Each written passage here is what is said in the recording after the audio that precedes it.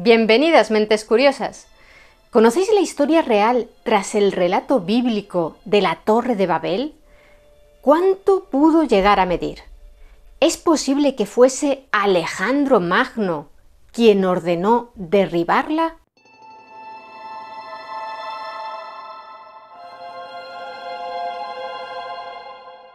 ¿Quién no ha oído hablar alguna vez de la Torre de Babel, aquel colosal proyecto con el que, según cuenta la Biblia, la humanidad intentó desafiar a Dios? Seguro que a todos os suena el ingenioso sistema con el que Dios boicoteó su construcción: darles a cada uno de los hombres un idioma diferente, para que no pudieran entenderse entre sí, lo que les impidió trabajar juntos y llevar a cabo su propósito. Sin embargo, muy pocos nos hemos detenido alguna vez a profundizar en aquel relato, que no solo dejó su huella en la Biblia, sino también en la literatura rabínica y en el Corán, así como en las crónicas de numerosos historiadores de la antigüedad.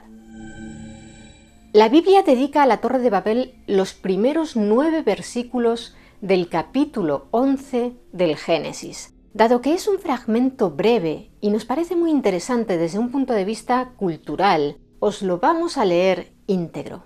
Como siempre advertimos en las citas bíblicas, es posible que encontréis pequeñas diferencias en función de la versión de la Biblia que consultéis. En esta ocasión hemos empleado la Reina Valera actualizada. Dice lo siguiente: toda la tierra tenía un solo idioma y las mismas palabras, pero aconteció que, al emigrar del oriente, encontraron una llanura en la tierra de Sinar y se establecieron allí. Entonces se dijeron unos a otros: vengan, hagamos adobes y quemémoslos con fuego. Así empezaron a usar ladrillo en lugar de piedra y brea en lugar de mortero. Y dijeron: vengan, edifiquémonos una ciudad y una torre cuya cúspide llegue al cielo. Hagámonos un nombre, no sea que nos dispersemos sobre la faz de toda la tierra.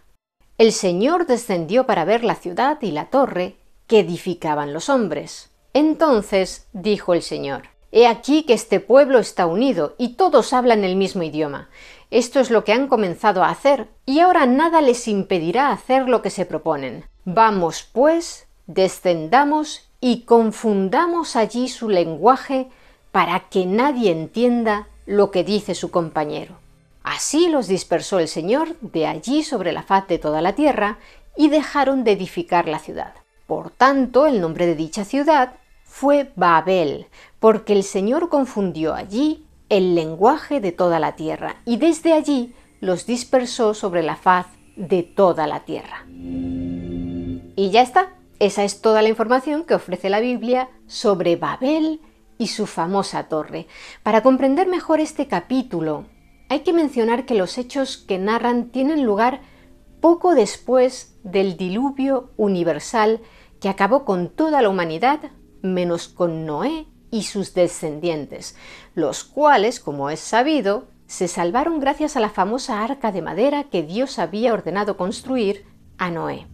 Por ello se dice al principio del capítulo de la Torre de Babel que toda la tierra tenía un solo idioma y las mismas palabras, porque todos los humanos que quedaban descendían de la misma familia.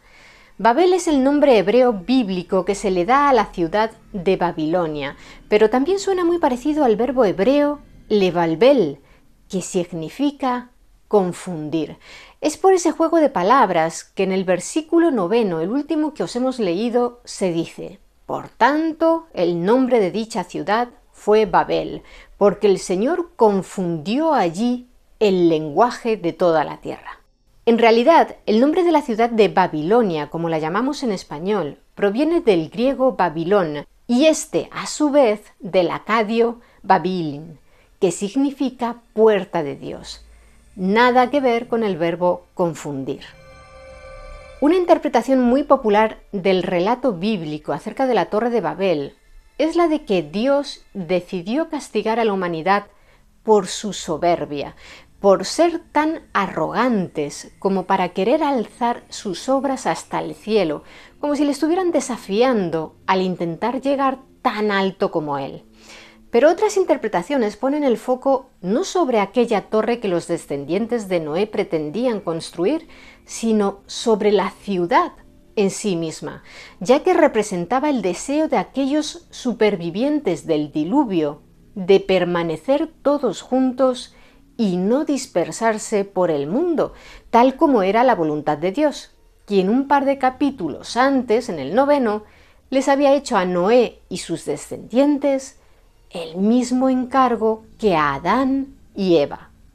Sean fecundos, multiplíquense y llenen la tierra. De ahí que el Señor, al ver que estaban desobedeciendo su mandato, les boicoteara su proyecto de unidad, confundiéndoles el lenguaje para que no se entendieran los unos con los otros y marcharan cada cual por su lado. Quienes prefieren ver en la confusión de las lenguas un acto de benevolencia divina en lugar de un castigo, se quedan con la hipótesis de que el origen de esa narración tal vez se encuentre en una época en la que los israelitas fueran esclavos del imperio babilónico, el cual se encontraría representado en la Biblia por la ciudad de Babel, un lugar en el que todos hablaban una sola lengua bajo el mandato de un tirano que quería que todos sus súbditos fueran iguales, con costumbres y culturas unificadas. En ese contexto, la diversidad lingüística sería en realidad un arma de resistencia frente a la opresión que Dios otorga a los esclavos. Gracias a la confusión de lenguas, la uniformidad imperial quedaría rota y la construcción de la Torre de Babel boicoteada. También hay versiones de aquel relato, como la del historiador judeo-romano Flavio Josefo, que sugieren que el deseo de los hombres de construir una torre muy alta respondía a un sentimiento de precaución. Tras haber padecido el diluvio universal, y dado que Mesopotamia, como su nombre indica, se encuentra entre dos ríos, el Tigris y el Éufrates, podría ser lógico que quisieran levantar una torre tan elevada como fuera posible en la que refugiarse si se producía otra inundación gigantesca.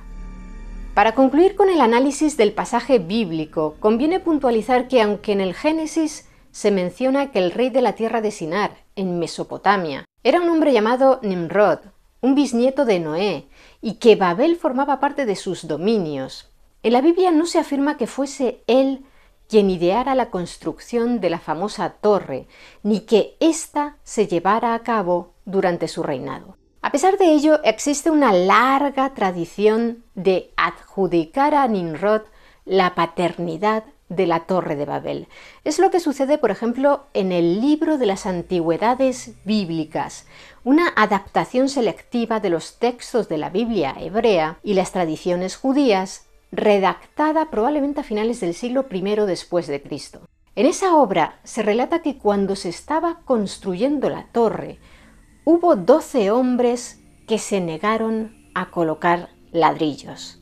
Uno de ellos era Abraham, y como castigo por su rebeldía, lo metieron en un horno donde cocían ladrillos para quemarlo vivo.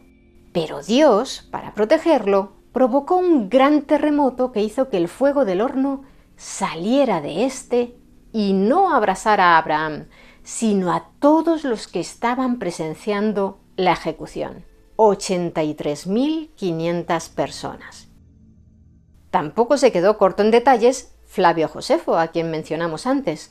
Su obra Antigüedades Judías, escrita en torno al año 93 de nuestra era, afirma que fue el rey Nimrod, también llamado Nemrod, quien persuadió a los hombres de que su felicidad no se la debían a Dios, sino a su propio esfuerzo, y los incitó a desafiar al Señor.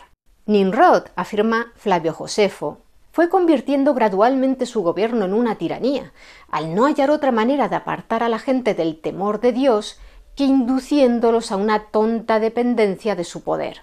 Ahora la multitud estaba más que lista para seguir la determinación de Nimrod y a considerar una muestra de cobardía el someterse a Dios, y construyeron una torre, sin reparar en dolor, y a causa de la multitud empleada en ello, creció muy alta, más rápido de lo que ninguno hubiera esperado. Pero su anchura era tal y estaba tan fuertemente construida que a pesar de su gran altura parecía, a la vista, ser menor de lo que realmente era. Fue construida con ladrillos cocidos, pegados con mezcla hecha con brea, de manera que no permitiera el paso del agua. Cuando Dios vio que actuaron tontamente, no quiso destruirlos completamente, ya que no habían aprendido nada de la destrucción de los pecadores anteriores, pero provocó tumulto al producir en ellos idiomas diversos y causando con esa multiplicidad de idiomas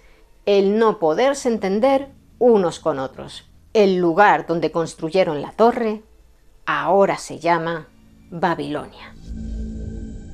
Otro autor antiguo que achacó a Nimrod la responsabilidad por la Torre de Babel fue el historiador y teólogo persa del siglo IX, Al-Tabari. En su libro Historia de los profetas y reyes, Al-Tabari narra que después de Nimrod la hiciese construir, Dios decidió destruirla y que el único idioma que por entonces hablaba la humanidad, el siríaco, pasó a quedar diluido entre 72 idiomas diferentes.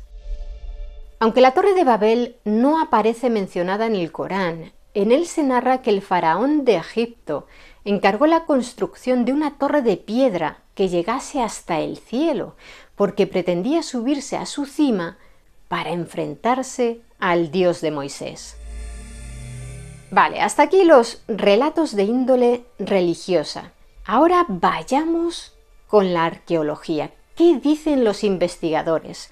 ¿Es posible que la Torre de Babel bíblica se inspirase en una construcción real? No se sabe con certeza, pero hay pruebas de que en el siglo VI a.C. se erigió en Babilonia una edificación que pudo ser el origen de las historias acerca de la famosa torre, el Etemenanki. Se encontraba situado a unos 90 kilómetros al sur de la actual ciudad de Bagdad, la capital de Irak, y todavía hoy se conservan sus ruinas. El Etemenanki, cuyo nombre significa templo de la fundación del cielo y de la tierra, era un zigurat, ya sabéis, una de esas enormes construcciones de la antigua Mesopotamia, formadas por una serie de niveles cada vez más pequeños, conforme se asciende y que en conjunto configuran una especie de pirámide con terrazas. Aunque recuerdan a las pirámides egipcias, no eran empleados como tumbas. Los arqueólogos han descubierto hasta ahora 19 zigurats, aunque las fuentes literarias apuntan a la existencia de otros 10. De todos ellos, el Etemenanki era el más importante. Estaba dedicado al dios Marduk, patrón de la ciudad de Babilonia. Según describe un poema babilónico sobre la creación del universo, titulado Enuma Elis, Marduk, dios de la tormenta, defendió al resto de los dioses frente a Tiamat, la diosa primordial del mar salado, quien había tomado la forma de un dragón marino. Después de matarla, partió su cuerpo en dos. Con la mitad superior, creó el cielo, con la mitad inferior, la tierra. Sus lágrimas se convirtieron en los ríos Tigris y Éufrates. A continuación, Marduk construyó el Esagila, el centro del Nuevo Mundo, en la cima de un zigurat y creó a la humanidad.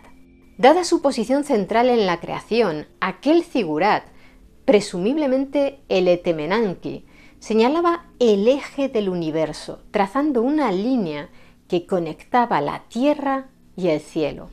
Aunque no se sabe con certeza cuándo fue erigido, se estima que debió de ser en el segundo milenio antes de Cristo, quizá durante el reinado de Hammurabi, sexto rey del antiguo imperio babilónico, quien gobernó entre los años 1792 y 1750 a.C. ¿Por qué? Porque se considera que el poema Enuma Elis, del que acabamos de hablar, en el que ya se hacía referencia al Etemenanki, fue redactado durante su reinado. Más de un milenio después, en el 689 a.C., cuando el rey del imperio neoasirio, Senaquerib, destruyó Babilonia, también derruyó Eletemenanki, como afirma el propio monarca en sus anales. Los babilonios emplearon en su reconstrucción más de 88 años, ya que fue durante el reinado de Nabucodonosor II cuando ésta fue completada, a juzgar por una inscripción real en una estela hallada en 1917 por el arqueólogo alemán Robert Goldewey. En esa inscripción se pueden leer las siguientes palabras de Nabucodonosor II. Etemenanki, Zigurat de Babilonia. Yo lo hice, maravilla de los pueblos del mundo. Levanté su cima al cielo, hice puertas para las puertas y lo cubrí con betún y ladrillos. ¿No os recuerdan a algo estas palabras? En el fragmento del Génesis bíblico acerca de la Torre de Babel que os leímos al principio del vídeo, se decía: así empezaron a usar ladrillo en lugar de piedra y brea en lugar de mortero. Brea y betún son sinónimos, de modo que la cita de los materiales coinciden. De igual modo, la expresión levanté su cima al cielo concuerda con el versículo bíblico en que los constructores dicen: vengan, edifiquémonos una ciudad y una torre cuya cúspide llegue al cielo. ¿Y cómo era aquel zigurat, el Etemenanki? La descripción más completa que tenemos de él la aporta una tablilla de escritura cuneiforme de Uruk que data del año 229 a.C., pero que es una copia de un texto más antiguo. Se conoce como la tablilla esagila, y en ella se afirma que la torre estaba formada por 7 terrazas, es decir, por 7 niveles, cada uno de un tamaño menor que el anterior. En la tablilla se indican las medidas de la base del Etemenanki, que era cuadrada, con una anchura equivalente en el sistema métrico a unos 91 metros. El primer piso, mayor que los demás, medía 33 metros de alto. En 1913, las excavaciones llevadas a cabo por el arqueólogo Robert Goldewey sacaron a la luz las ruinas del Etemenanki. ¿Coincidían con la descripción de la tablilla de Sagila? Pues sí, los lados de la base medían 91,48 por 91,66 metros. Se descubrió una gran escalera en la cara sur del edificio, donde un triple pasillo se conectaba en la cima con el templo de Marduk. En el lado este, otro pasillo unía el Etemenanki con un camino sagrado procesional. No se sabe cuál era la altura total del Etemenanki, pero según escritos de la época, en la reconstrucción llevada a cabo por Nabucodonosor II y sus antecesores en el trono, estos decidieron incrementar la altura original del Etemenanki a fin de demostrar su propia grandeza. Los cálculos actuales a partir de los restos arqueológicos de otros zigurats proponen una altura total de entre 60 y 90 metros. Es posible que aquella ambición de alcanzar unas dimensiones colosales para la época, unida a la gran duración de las obras que se prolongaron durante casi un siglo, alimentara el relato bíblico de la Torre de Babel a causa del aspecto inacabado que aquel zigurat debió demostrar durante décadas, como si los humanos pretendiesen alcanzar el cielo, pero una fuerza divina les impidiera llegar a alcanzarlo nunca. En el año 331 a.C., tras un largo periodo de dominación persa de la ciudad, el famoso conquistador macedonio Alejandro Magno capturó Babilonia.